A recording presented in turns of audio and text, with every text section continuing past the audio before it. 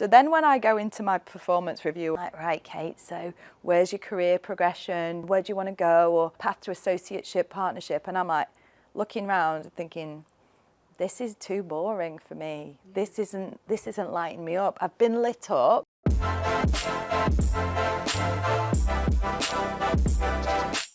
Today's guest on the Unplugged podcast is Kate Burt. She is the CEO of HiveRisk, co-founder of the Lawyers Retreat, and the co-founder of GBLO. Welcome, Kate. It's great to be here, Whitney. Kate Burt, please tell us who you are and how you set.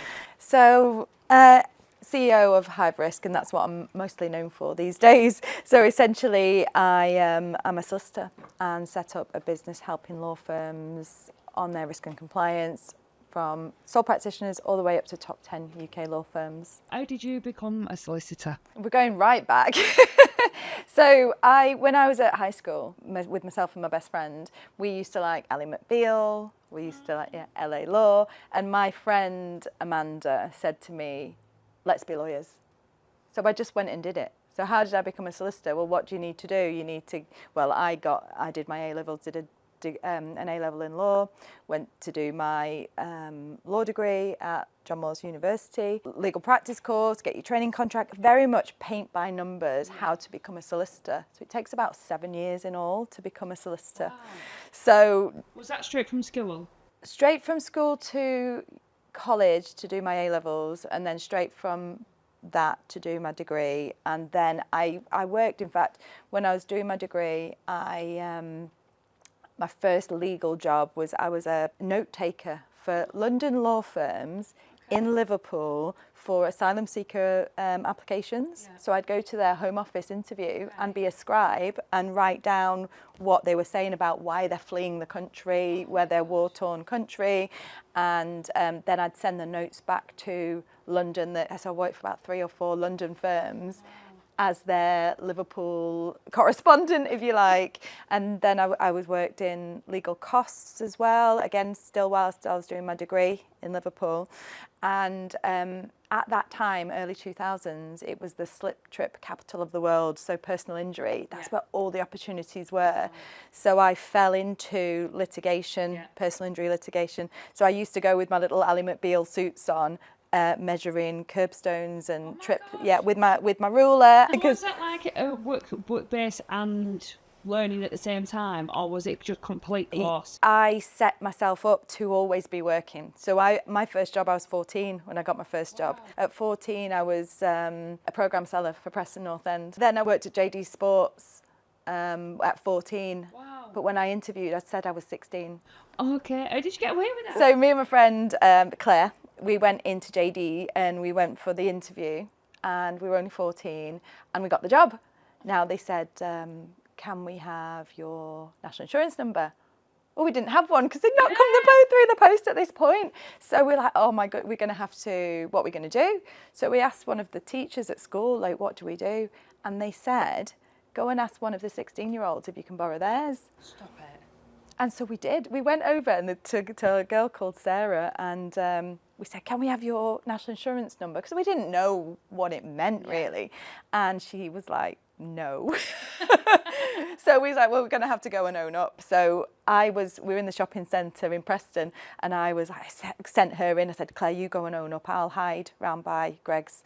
And she went in and she told them the truth that, look, we're only 14 actually.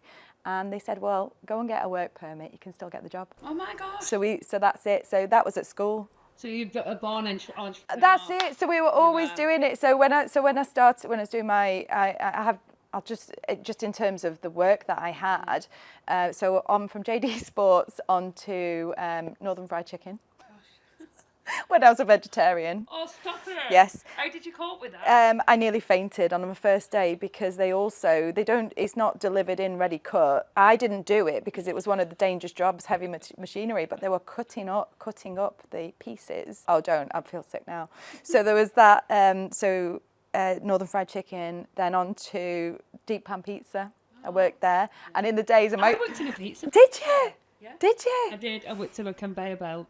It was back in the days where, everyone would be queuing round the block ready for it to open for the buffet at 12, open up the doors, and I'd greet the guests and say, welcome to Deep Pan Pizza. Would you like smoking or none?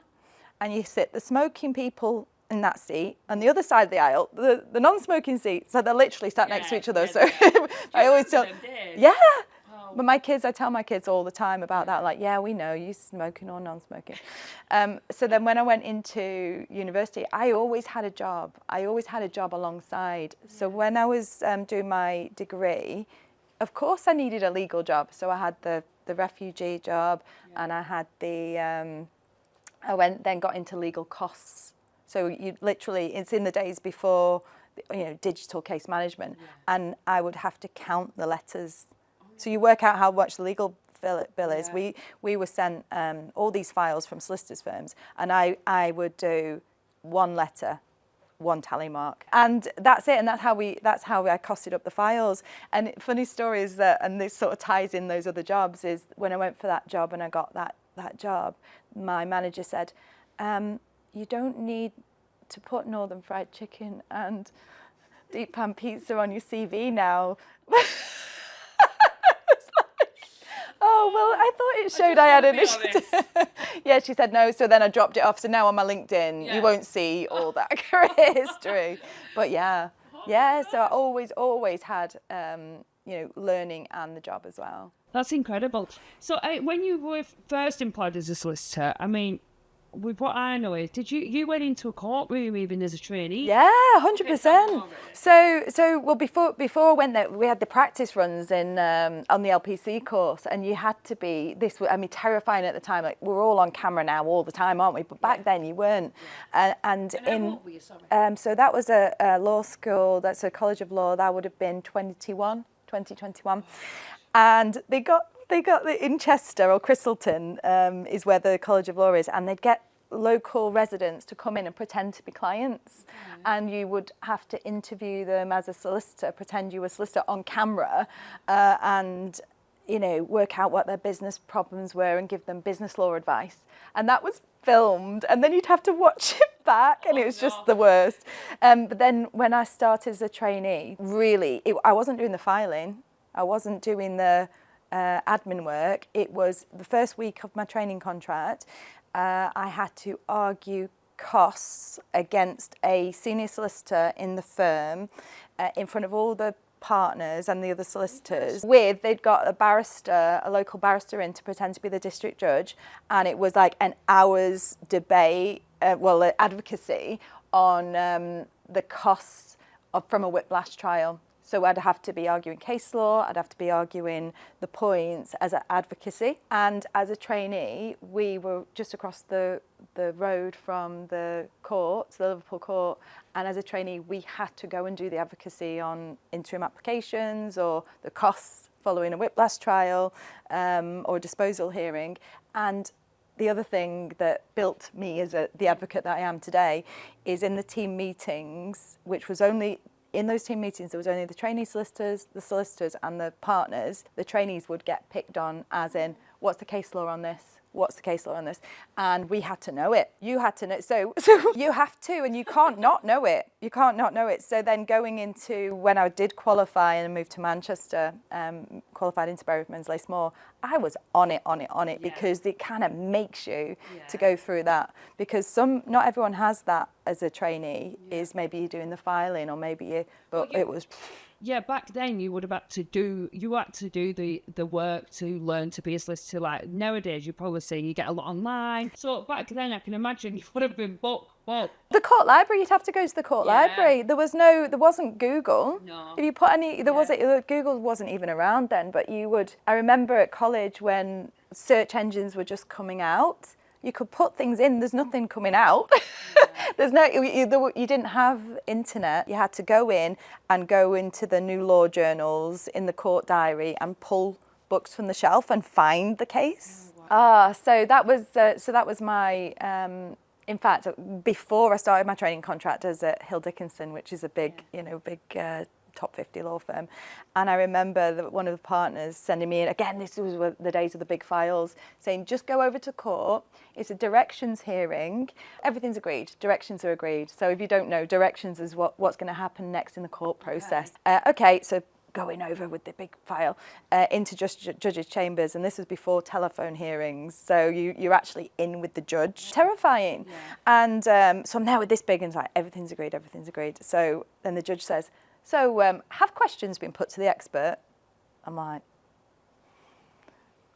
one page. I have no idea what I'm looking at, and I'm just like, it was just the most. I don't even know what I'm looking at. Oh wow! And so you're just on your feet, and you just have to figure it out. Yeah. And with the district judge getting more and more angry, that basically he knows that the partner's just sent the trainee and he doesn't even know the file. But you learn. Fast paced, and also you've got to know and sound confident with clients as well. So I would go and meet clients at barrister chambers, and I was like early 20s at the time, and they're often, older business people and people that, they're solid in the world, and I'm there 20, like with my little Ally McBeal suit on, pretending I know what I'm doing. But I did know, because I'd done the research, I'd learned, and I'd really studied hard. But you have to inspire confidence in them. And in those days, you'd want to look older. Yeah. You'd want to look older. So now, it's nice, it's nice to look youthful. And now I've got sort of the confidence and the knowledge that I do know what I'm talking about. But when you're just starting out in your career, and when you look young and attractive, which I was at the time, it's being taken seriously. Yeah. And I've noticed. Get taken serious now. I do, definitely. I'll tell you a little story. Is in those early days, you'd get the comments from the maybe senior partners, or what would the comments be? Can you repeat them? Is this an adult podcast? Yes. Right, I'll give you one example, and I won't name the firm, but this is the sort of thing, right? So I'm down there, young. I wasn't a solicitor at this point, but I was a young legal professional, and I'm down changing the photocopier, and this partner walks out, says to me, while you're down there, "You are joking me. That's disgusting." Yeah. And what a shame, though. What? Yeah, it stopped happening. And I thought, it's because I'm moving into better firms or different firms, and that doesn't happen now. And there was something, I heard a rumour or something that happened at a Christmas party to one of the younger ladies, just comments and stuff like that. And the penny dropped. Oh, it's not happening to me now. I'm older, I'm in a more senior position, I don't look the way I did. So it's not that it's not happening, my experience of it is changing because I'm not. Maybe it's fair game, it's seen as fair game for the younger, more glamorous looking perhaps, professionals. It's targeting the younger, which is disgusting. What can they get away with? I'd like to think it happens less, but I think it still happens. Wow. And then, so going back, business is not taught in law. What made you go into think, you know what, I'm going to just run with this? It wasn't the plan. Was it not? What was the plan? So when I was a newly qualified solicitor, there's something called, or what's it? It's when thoughts become things. It's some sort of notes from the universe. Yeah. Have you heard of notes from? Yeah, all that stuff before. It was before The Secret and everything, and it's law. So and I had a little wristband, and it was said, "Thoughts become things. Choose the good ones." Yes. So it was all this sort of new age stuff, which wasn't hitting the mainstream yet, but I signed up to these notes from the universe, and it gave you little messages or whatever. I was about, in my early mid-20s, and when you sign up, it asks you, what do you want? So basically, when I'd put something like something to do with family, and also I want to make partner. So I'm a young solicitor at that point. That was it. I thought the highest thing could be, I want to make partner. That's what I thought I wanted. My brain thought I wanted that. I didn't know that I didn't want that. I thought I genuinely, because I put it in there like, make partner. And then through being a solicitor, it's those waves of, it's really, really tough. I would share this with, had this in common with many of my peers, is we've had fantasies of, we'll go and join an elephant sanctuary, leave all this behind, or I'll go and sell soap, and all my friends had this, business ideas, but not because you wanted to be an entrepreneur, because you want to break free, and the darker side of it is that most of us weren't serious about this, but a common thing we had was when we were really stressed, we'd imagine getting hit by a bus. Oh, that'd be good. I'm not joking.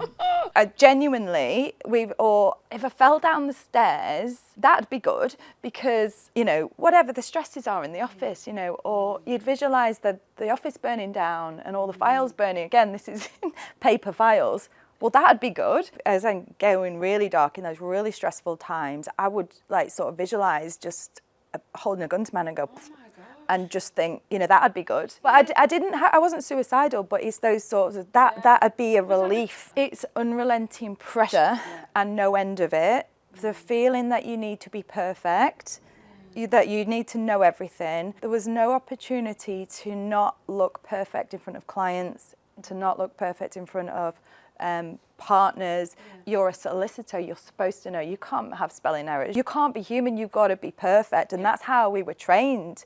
And so holding that, something I'll often reminisce on LinkedIn whenever it comes up, something relevant. When we had the desk phone, and I took this from firm to firm, you have the desk phone and if there's a message left, there's the blinky red light. That was so aggressive to me. Who's left the message? Is it a complaint? It was never a complaint, but you live in fear that you never want to upset. What is that? I've got that many deadlines. So what I used to do is put a Post-it note on it so you couldn't see it. And I used to do that. And I'm still a bit frightened of voicemail, to be fair. But it's the stress. And I think we put a lot of pressure on ourselves. So, and it's not just me. This isn't a unique story to me. You must have just wanted to break away. Yeah, and I think just going back to that, why did you know you were an entrepreneur? So that's what I thought it was, an escape. So when we'd have these ideas, I want to be a Weight Watchers leader. Oh, I could build a genuinely. So when I took a break in my I was a senior solicitor still, but my husband and I were travelling around France, and I said, oh, Dan, I can be a Weight Watchers leader. That's it. So forget the law, I'll be a Weight Watchers leader. And Dan said, why don't you just stay being a highly paid lawyer? And I'm like, no. So I did. I went back into the law. I went back into the law, and then but it was this cycle of keep trying and trying to make it work, and then you still hit the wanting to break out.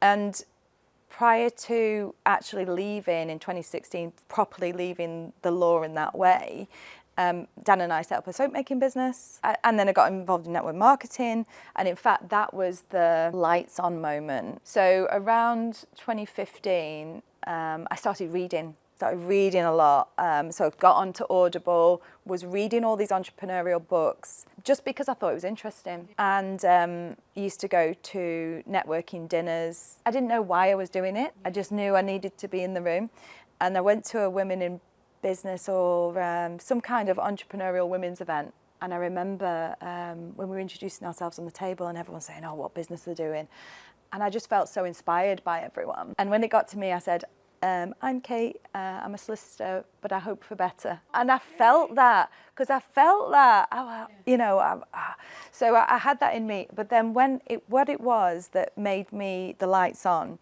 was one of our clients, our insurer clients, was involved in Arbonne. It was a network marketing, I don't know if you know, but excellent makeup. She said, oh, I've just started doing this. You'd be great at it, Kate. You'd be brilliant, and there's great makeup. So do you want to try some of the skincare? I said, oh, it is nice makeup. She said, you'd be brilliant as a rep. Bearing in mind, I'm a solicitor at that point. She's one of our law firm clients. She's an insurance company. I'm like, oh yeah, sure, I'll give it a go. And I got involved in that world of network marketing. Do you know it? Do you know anyone in network marketing? No. Oh my God. Go on. Tell us. I owe a lot to it, so I'm not going to be disparaging and those that do it, and there's different levels, but it is a little bit like a cult. Yeah, avoid. Yeah, I'm not suggesting do it. And it depends how full in you want to go into it. Yeah, and so there'd be these big stadiums of like all this hype and all this. I've heard of them. Yeah, and I think actually there's been documentaries about them, the Netflix documentary a few years ago. But it was like from going from like a very narrow career with solicitors, and you don't look outside the profession. You don't see what other, get your head down, do your work for your client. And we weren't even expected to bring business in at that point. So to have those blinkers off, to see this whole different thing on all this different energy. And so I got involved in that very heavily. I lost a lot of money, I put a lot of money into, that's a different, I'm fine now, but comparatively, it's quite a lot of money that I wasted. But it blew the lid off what I thought was possible, and also my creativity completely. It was like something just been chipped out of all this creativity. And through that journey with network marketing, it showed me about the power of brand influence, the power of attraction marketing, and I was incredible at it. And that is all comes from that untapping of that latent potential. And so you can't then put that genie back in the bottle. So then when I go into my performance review, like, right, Kate, so where's your career progression? Where do you want to go? Or path to associateship, partnership? And I'm like looking around thinking, this is too boring for me. This isn't lighting me up. I've been lit up. So I quit, not that day, but I knew there was no going back after that, with nothing to go to. I couldn't do it anymore because I knew there was more to life than that. So I handed my notice in with nowhere to go. All I knew was I didn't want that, and I knew what it felt like to be in a different environment. So I couldn't stay. I knew just my integrity, so I couldn't stay for my own soul.